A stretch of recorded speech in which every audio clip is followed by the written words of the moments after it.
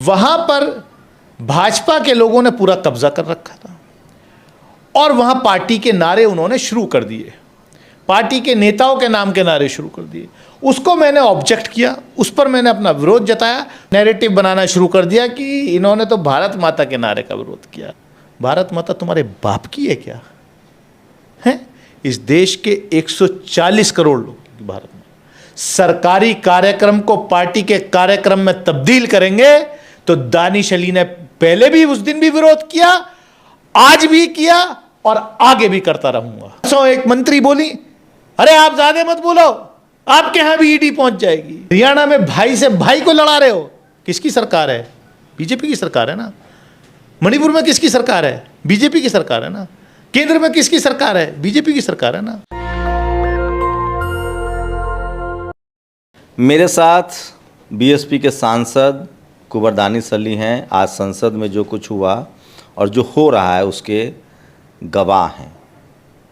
आज निशिकांत दुबे की जो भाषा थी, बीजेपी के एक और सांसद हैं उनकी जो भाषा थी, वो आपने सबने सुना, देश देख रहा है। सोशल मीडिया पर, टीवी अखबार भले ना दिखाए, सोशल मीडिया पर चल रहा है। लेकिन उससे कहीं ज़्यादा कुंवर दानिश अली जी के साथ जो यूपी में हुआ, इनके कंस्टिट्यूएंसी में, और इनको जिस तरह से फ्रेम किया जा रहा है कि आप राष्ट्रद्रोही हैं, ये संसद में आज हुआ, आपके साथ जो अमरोहा में हुआ, क्या लग रहा है कि अब संसद के बाहर और संसद के भीतर दोनों जगह अब आप विपक्ष बोल नहीं पा रहा है? देखिए, मेरे साथ जो अमरोहा में हुआ, मैं एक सरकारी कार्यक्रम में था। मैं लोकल सांसद होने के नाते मैंने अपने क्षेत्र के 2 स्टेशंस को मॉडर्नाइजेशन वाली स्कीम में शामिल कराया था। रेलवे मंत्रालय का मेरे पास इनविटेशन था, माननीय प्रधानमंत्री जी को उसका वर्चुअली शिलान्यास करना था, तो मैं उस कार्यक्रम में था। वहाँ पर भाजपा के लोगों ने पूरा कब्जा कर रखा था और वहाँ पार्टी के नारे उन्होंने शुरू कर दिए, पार्टी के नेताओं के नाम के नारे शुरू कर दिए। उसको मैंने ऑब्जेक्ट किया, उस पर मैंने अपना विरोध जताया, तो बीच में भारत माता के नारे भी लगाया। तो उन्होंने जो बीजेपी का अपना एक वो है, उन्होंने वो जो है नैरेटिव बनाना शुरू कर दिया कि इन्होंने तो भारत माता के नारे का विरोध किया। अरे मैं कहना चाहता हूँ, भारत माता तुम्हारे बाप की है क्या? है इस देश के 140 करोड़ लोग की भारत में, और हम जैसे व्यक्ति पे ये आरोप, जनता जानती है इनके बहकावे में नहीं आ सकती, क्योंकि उसी कार्यक्रम में मेरा संबोधन पहले था, उसकी क्लिप मौजूद होगी, निकाल के देखें ना कि हम तो हर अपने भाषण के बाद भारत की जय करते हैं। हम तो कहते हैं जय भीम, जय हिंद, जय भारत। कोई ऐसा भाषण ही नहीं होता हमारा। हमने तो संसद में शपथ ली पहली बार, तब भी यही कहा, जय भीम, जय हिंद, जय भारत। लेकिन एक बात है, लोकतांत्रिक मूल्यों का हनन होगा, सरकारी कार्यक्रम को पार्टी के कार्यक्रम में तब्दील करेंगे तो दानिश अली ने पहले भी उस दिन भी विरोध किया, आज भी किया और आगे भी करता रहूंगा। इस देश के संविधान की रक्षा करने के लिए हमारे लोगों ने हमें चुन करके इस संसद के अंदर भेजा है, लोकसभा के अंदर भेजा है। आपके कहने से, आपकी बकवास को आप धमकाते हो। परसों एक मंत्री बोली, अरे आप ज्यादा मत बोलो, आपके यहां भी ईडी पहुंच जाएगी। आज एक मंत्री बोल रहा है, तू मतलब जिस तरीके की भाषा केंद्रीय मंत्री की आज थी एक विपक्ष के सांसद के लिए, ये क्या है? भाजपा के साथ बेसिकली प्रॉब्लम यह है कि उन्होंने पार्टी और सरकार और पार्टी दोनों को ऐसा लगता है मर्ज कर दिया है। दोनों के कार्यक्रम को, वो सरकारी कार्यक्रम को भी पार्टी का ही कार्यक्रम समझते हैं, और ये टॉप से हो रहा है, ये टॉप से हो रहा है। माननीय प्रधानमंत्री जी का भी भाषण देखा उस दिन कि किस तरीके से वो जो है अपना जो का एड्रेस किया उन्होंने। अरे तो भाई नीचे भी तो लोग वही करेंगे, ऐसे ही करेंगे ना। आज निशिकांत दुबे को लेकर भी क्या विवाद था? बहुत हमलावर थे, बहुत आप नाराज दिख रहे थे। देखिए, वो निशिकांत दुबे कल वो आए लोकसभा के अंदर, तो चेयर के कहने के पहले ही उनका माइक ऑन हो गया। हाँ, वो अजीब हो रहा है इस देश में। चेयर आसन ग्रहण नहीं किया चेयरपर्सन ने कि उनका माइक ऑन, और वो धारा प्रवाह जो है विपक्ष के नेताओं पे न्यूयॉर्क टाइम्स वाली वो कुछ पत्रकार अपना आरोप प्रत्यारोप लगाते रहे। ये क्या हो गया? आज संसद नो कॉन्फिडेंस मोशन पे संसद टीवी पे जो है नीचे स्क्रोलिंग में मोदी सरकार के 9 साल के अचीवमेंट्स दिखाए जा रहे हैं। मैंने उस पर ऑब्जेक्ट किया, इत्तेफाक से मेरा ध्यान गया, मेरी जनता का आशीर्वाद मेरे साथ है, इसलिए मैं एक जागरूक सांसद के रूप में सदन में रहता हूं हमेशा। मुझे बोलना भी नहीं था, लेकिन मैंने जो है उसको पॉइंट आउट किया, मैं खड़ा हो गया। जब मैं खड़ा हुआ पहले तो सदन के समझ में नहीं आया मैं क्यों खड़ा हूं, क्यों शोर मचा रहा हूं। जब मैंने इशारा किया विपक्ष के लोगों को, मैंने कहा देखो ये क्या चल रहा, तब उनकी समझ में आया, तब सब लोग खड़े हो गए कि भाई ये कैसे हो सकता है। विश्वास प्रस्ताव पे चर्चा हो रही है और संसद टीवी उस पे 9 साल के अचीवमेंट से उपलब्धियां दिखा रहा है।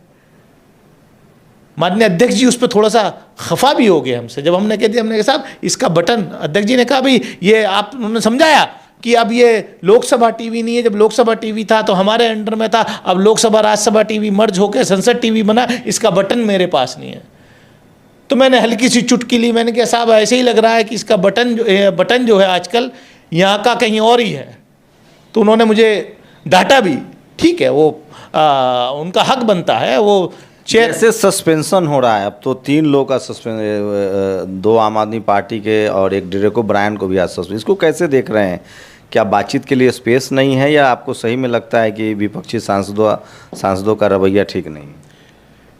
ये मैंने तो आज रिकॉर्ड पे भी कहा, वो आवाज़ में है कि इनका भाजपा का संसदीय प्रणाली में कोई विश्वास नहीं है, और ये अगर 24 में आ गए तो ये बेसिकली लोकसभा को, पार्लियामेंट को रशियन ड्यूमा की तरह बनाना चाहते हैं। जैसे चाइनीज सीपीसी है ना, कि वही सरकार और वही पार्लियामेंट उनका वो बनाना चाहते हैं। ये बाबा साहब के बनाए हुए संविधान को दफन करके ये मनुस्मृति इस देश में लाना चाहते हैं, ये मेरा आरोप है। रास्ता क्या है फिर? रास्ता ये है कि जो इस देश का जो वीकर सेक्शन है, जो दबा कुचला वर्ग है, जो समाज है, उसको इकट्ठा होना पड़ेगा और इन लोगों को 2024 में जो है सत्ता से बाहर करना पड़ेगा। लेकिन परसेप्शन बनाया जा रहा है टीवी अखबार के जरिए कि सारे विपक्षी दल, विपक्षी नेता, विपक्षी पार्टियां डरी हुई हैं। देखिए साहब, जो डरावा होगा। दानिश अली तो बिल्कुल सीना ठोक के क्षेत्र के अंदर भी और संसद के अंदर भी, संसद से लेकर सड़क तक, सड़क से लेकर संसद तक, बिल्कुल इनको एक्सपोज करने का काम करता है और करता रहेगा। आपको लगता है आप माइनॉरिटी से आते हैं, अल्पसंख्यक समुदाय से आते हैं, इसलिए भी आपके पूरे नेशनलिज्म को टारगेट किया जा रहा है, जो आजकल एक नया ट्रेंड है? कौन हमारे नेशनलिज्म को चैलेंज कर सकता है? इनसे, इन फर्जी राष्ट्रवादियों से हम राष्ट्रवाद का सर्टिफिकेट लेंगे, जिन्होंने आज, जिस वक्त आप बात कर रहे हैं, आज भारत छोड़ो आंदोलन की पूर्व संध्या है। भारत छोड़ो आंदोलन का नारा यूसुफ मेहरली ने दिया था, और उस नारे का, भारत छोड़ो आंदोलन का, भाजपा के पूर्वजों ने, भाजपा के नेताओं के पूर्वजों ने, आरएसएस ने भारत छोड़ो आंदोलन का विरोध किया था। अंग्रेजों से दलाली करते थे ये लोग, इन लोगों ने अंग्रेजों से मिलकर के भारत छोड़ो आंदोलन का विरोध किया, और जेल से बाहर आने के लिए माफियों के लिए माफी नामे लिखे, उसके अंबार हैं इस देश के म्यूजियम्स में। लेकिन बदकिस्मती इस बात की है कि जो माफी वीर थे, आज उन्हें वीर साबित किया जा रहा है। हरियाणा में जो हो रहा है उसको लेकर क्या प्रतिक्रिया है? सुप्रीम हाई कोर्ट ने बहुत तल्ख टिप्पणी की है कि आप लोग वेंडेटा के तहत, प्रतिशोध के तहत इस तरह की बुलडोजर की कार्रवाई करें, और रोक भी लगा दी है। मैं समझता हूं कि अगर कोई नैतिकता होती तो हरियाणा कि मुख्यमंत्री को इस्तीफा देना चाहिए था।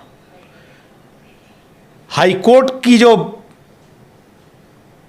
स्ट्रक्चर है का ये एथनिक क्लिंजिंग हो रही है क्या? हरियाणा में क्या हो रहा है? आपने जिस तरीके से आपके संगठन, जिनको आप तथाकथित फ्रिंज एलिमेंट कहते हैं, पहले उनको आप चढ़ाते हैं, माहौल ख़राब करवाते हैं और फिर बेगुनाहों की जान जाती है वहाँ, लॉ एंड ऑर्डर पर आपका कोई कंट्रोल नहीं है, और फिर आप अपनी मेजोरिटेरियज्म पॉलिटिक्स करने के लिए, आप जो है अपनी गलतियों को छुपाने के लिए उन गरीब, मजलूम, बेसहारा अक़लियत के लोगों के मकान दुकान उजाड़ते हो। शर्म आनी चाहिए। आपने यही काम मणिपुर के अंदर किया। 2 महीने से वहां हिंसा जो है रुक नहीं रही है। आप हरियाणा में भाई से भाई को लड़ा रहे हो। किसकी सरकार है? बीजेपी की सरकार है ना। मणिपुर में किसकी सरकार है? बीजेपी की सरकार है ना। केंद्र में किसकी सरकार है? बीजेपी की सरकार है ना। आप हरियाणा में भाई से भाई को लड़ा रहे हो, मणिपुर में भारतीय शस्त्र बलों को और स्टेट के शस्त्र बलों को आपस में लड़ा रहे हो। आज मणिपुर पुलिस ने असम राइफल्स के खिलाफ एफआईआर करी है। कहाँ है गृह मंत्री? कहाँ है प्रधानमंत्री? क्यों नहीं चुप्पी तोड़ते? देश देख रहा है, दुनिया देख रही है। संसद में ऐसे वक्त में जब SC ST OBC अल्पसंख्यक समाज के बड़े नेता अब नहीं रहें, शरद यादव का दौर, लालू यादव का दौर ख़त्म हो चुका है, मायावती संसद में नहीं है, मुलायम सिंह यादव नहीं रहें, शिबू सोरेन अब अस्वस्थ हैं, ऐसे दौर में दानिश अली एक लौते ऐसे सांसद हैं जो लगातार सोशल जस्टिस का मामला हो या अल्पसंख्यकों का मामला हो या शोषित वंचित समाज का मामला हो, अपनी तरफ से पूरी कोशिश करते हैं कि उनकी आवाज़ संसद में उठाएं। इन पर लग रहे आरोपों पर आप क्या कहेंगे? इनके जवाब से आप सहमत हैं? असहमत है? आपकी प्रतिक्रिया बहुत ज़रूरी है, अपनी प्रतिक्रिया ज़रूर दीजिए। कैमरामैन तौहीद के साथ शंभू कुमार सिंह, नेशनल दस्तक, दिल्ली। नेशनल दस्तक की आपसे गुजारिश है कि अगर इसको बचाना चाहते हैं तो नेशनल दस्तक को सब्सक्राइब करने के लिए रेड कलर के सब्सक्राइब बटन को दबाएं, फिर बेल आइकन की घंटी दबाएं। नेशनल दस्तक को बचाने के लिए बहुत ज़रूरी है कि हर खबर को शेयर करें, लाइक करें, कमेंट जरूर करें।